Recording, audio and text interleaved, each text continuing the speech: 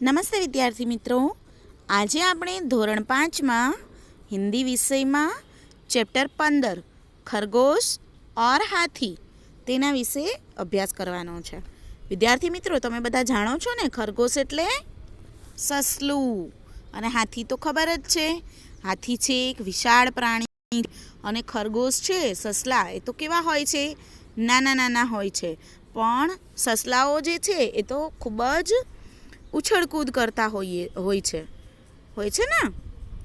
તો અહીંયા પર સસલા અને હાથીની નાની અમથી કહાની આપેલી છે, વાર્તા આપેલી છે, તો આપણે આજે તેનો અભ્યાસ કરવાનો છે। ओके। खरगोश एक छोटा सा जानवर है और हाथी बहुत बड़ा। इस कहानी में खरगोश किस प्रकार अपनी समझदारी से हाथियों से अपनी रक्षा करते हैं, इसका वर्णन है। यह कहानी पंचतंत्र से ली गई है।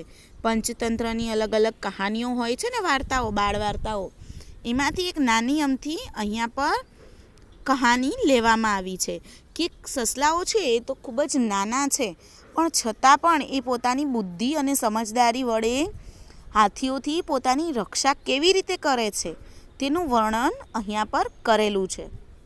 तमे चित्रमां जोई शको छो ने, घणा बधा ससलाओ देखाय छे बधाने। ओके, हवे आपणे तेनो अभ्यास करीए। एक जंगल में एक सरोवर था। सरोवर के किनारे गीली जमीन थी।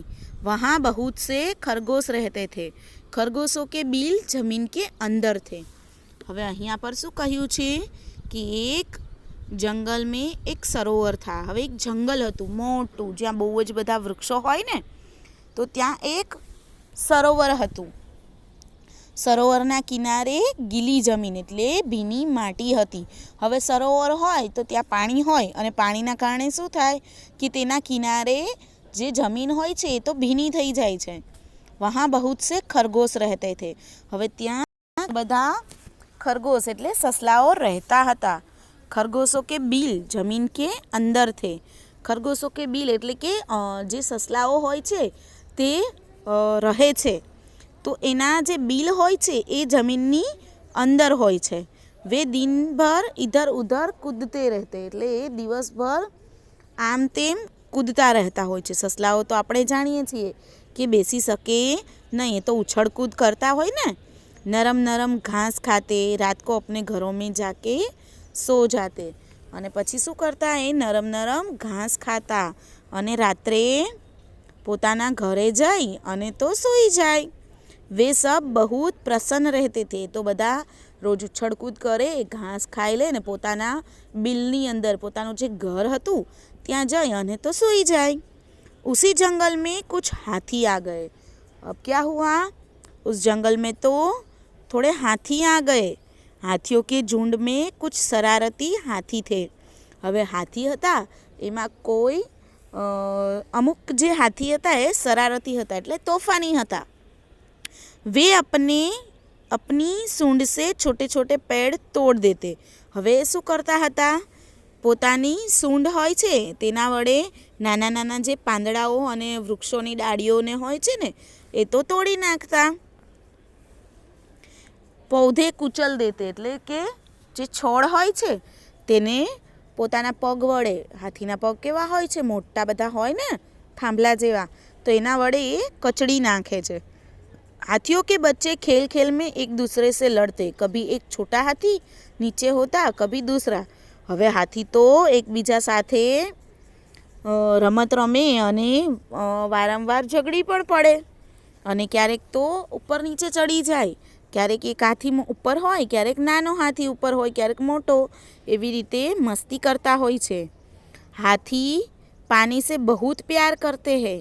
हवे हाथी छे तो पानी ने खूब ज प्रेम करे छे। वे सूंड में पानी भर भर कर नहाते।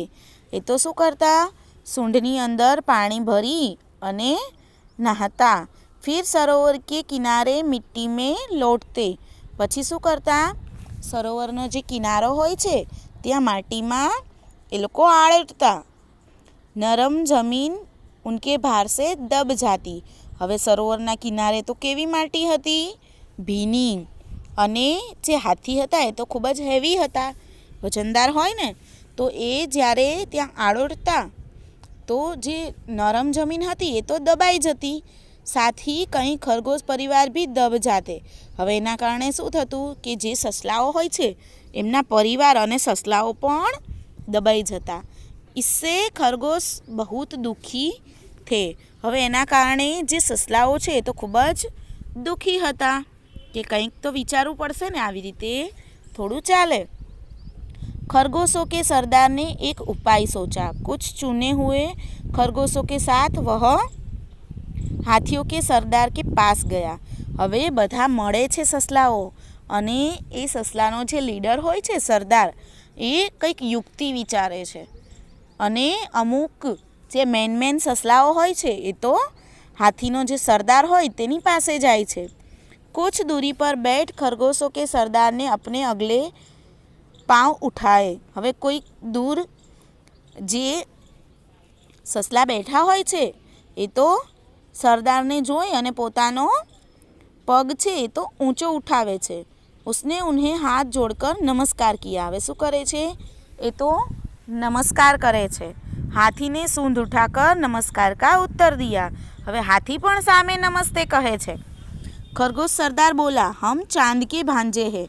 હવે જે સસલાનો સરદાર હોય છે લીડર, એ કહે છે કે અમે તો ચાંદા મામાના ભાણેજ છીએ. चांद में आप हमारे भाई बंधुओं को देख सकते हैं. हमारे कुछ भाई धरती पर रहने आए हैं.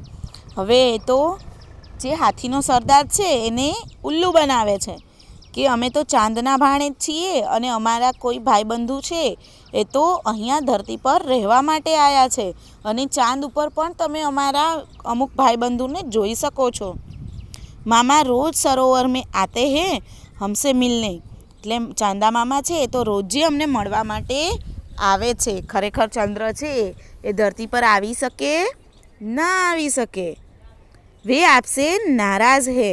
એટલે કે એ તો તમારાથી નારાજ છે, ગુસ્સે છે. હાથી બોલા, क्या क्यों नाराज है, हमने क्या किया है. એટલે હાથી બોલે છે કે કેમ નારાજ છે, કેમ ગુસ્સે છે, અમે એવું શું કર્યું છે. ખરગોશ બોલા, એટલે સસલું એને જવાબ આપે છે. सरोवर के समीप नरम मिट्टी में सुराख कर हमने अपने घर बनाए हैं. आपके आने से सुराख दब गए, जिससे चंदा मामा के बहुत से भांजे दब गए. હવે અમે જે અમારા નરમ માટીમાં ઘર બનાવ્યા છે સરોવરના કિનારે, એ તમારા આવવાથી દબાઈ ગયા છે, અને અમારું ઘર છે એ પણ દબાઈ ગયું છે, અને ઘણા પરિવાર પણ એમાં દબાઈ ગયા છે. इसलिए वे आपसे बहुत नाराज है. એટલે કે એટલા માટે જ એ તમારાથી ખૂબ જ ગુસ્સે છે. खरगोश आगे बोला, वे रात को सरोवर में आएंगे और उन्हें यह देखकर अच्छा नहीं लगेगा. એટલે કે ચાંદા મામા છે એ તો રાત્રે આવશે અને આવું જોશે તો એમને સારું નહીં લાગે. પછી શું થાય છે, રાત થાય છે. પૂર્ણમાસી કા ચાંદ નીકળા. એટલે પૂર્ણમાસી એટલે પૂનમનો રાત.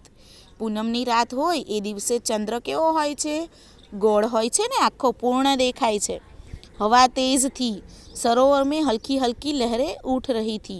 હવે સરોવરમાં તો હલકી હલકી લહેર ઉઠી રહી હોય છે. ચાંદ લહેરો કે સાથ સાથ ઉપર નીચે हो रहा था. હવે ચંદ્ર છે એ પણ એનું પ્રતિબિંબ જે હોય છે, આકાશમાં ચંદ્ર દેખાય છે અને એનું પ્રતિબિંબ ક્યાં પડે છે, સરોવરમાં. અને લહેરો છે એ પાણી છે એ આમ તેમ હલે છે, એના કારણે શું થાય છે, ચંદ્રનું જે પ્રતિબિંબ હોય છે એ પણ એમાં હલે છે. हाथी और खरगोश वहाँ पहुँच गए. खरगोश बोला, देखिए महाराज, चंदा मामा गुस्से से काँप रहे हैं. आप जल्दी यहाँ से दूर चले जाए. लगता है मामा बहुत नाराज हो रहे हैं. હવે હાથી અને ખરગોશ એટલે સસલાઓ ત્યાં પહોંચે છે અને કહે છે, જે હાથીનું ચંદ્રનું જે પ્રતિબિંબ હતું એ આમ તેમ હલે છે ને, તો ખરગોશ શું કહે છે, સસલું, કે જુઓ ચંદા મામા છે એ તો ગુસ્સે સે કાંપના એટલે ખૂબ જ ક્રોધિત હોના એટલે ખૂબ જ ગુસ્સે થાય છે. તમે અહીંયાથી દૂર જતા રહો, નહીંતર એ તમને તમારા પર ખૂબ જ ગુસ્સો કરશે। हाथियों के सरदार ने अपनी झुंड की तरफ देखा, सभी डर गए थे। હવે હાથી તો ડરી ગયા કે આ શું થઈ ગયું। સરદારને આપણી સૂંઢ ઉપર ઉઠાઈ। હવે સરદાર જે હાથીનો સરદાર હતો એણે પોતાની સૂંઢ છે એ ઉપર ઉઠાવી અને सभी हाथियों ने ऐसा ही किया। अब सरदार बोला, चमकते हुए चांद को हमारा नमस्कार। हम अपनी गलती मानते हुए आपसे क्षमा मांगते हैं। आप हमें क्षमा करें। हम अभी दूसरे जंगल में चले जाते हैं। अब ऐसा काम नहीं करेंगे जिससे दूसरों को तकलीफ हो। હવે હાથીનો સરદાર અને હાથી હોય છે એ તો પોતાની સૂંઢ છે એ તો ઉપર ઉઠાવે છે અને ચાંદ હોય છે એને નમસ્કાર કરે છે અને શું કહે છે, ચમકતે હુએ ચાંદ કો હમારા નમસ્કાર। અને પછી એવું કહે છે કે અમે અમારી ભૂલ સ્વીકારીએ છીએ અને તમને તમારાથી ક્ષમા માંગીએ છીએ, તમારી માફી માંગીએ છીએ અને હવે અમે દૂર જંગલમાં જતા રહીશું, જેના કારણે જે અહીંયા તમારા ભાણેજ છે જે સસલાઓ એમને તકલીફ ન થાય। ઓકે, તો જોયું ને વિદ્યાર્થી મિત્રો કે આપણે કોઈ પણ મુશ્કેલી આવે તેનું કોઈ સારી એવી યુક્તિ વિચારીએ તો આપણે તેમાંથી બહાર નીકળી શકીએ છીએ। જેવી રીતે આ સસલાઓ છે તેમણે પણ પોતે યુક્તિ વિચારી અને કેવી રીતે હાથી અને શરારતી હાથી અને તેમના ઝુંડથી છુટકારો મેળવ્યો। Okay, thank you.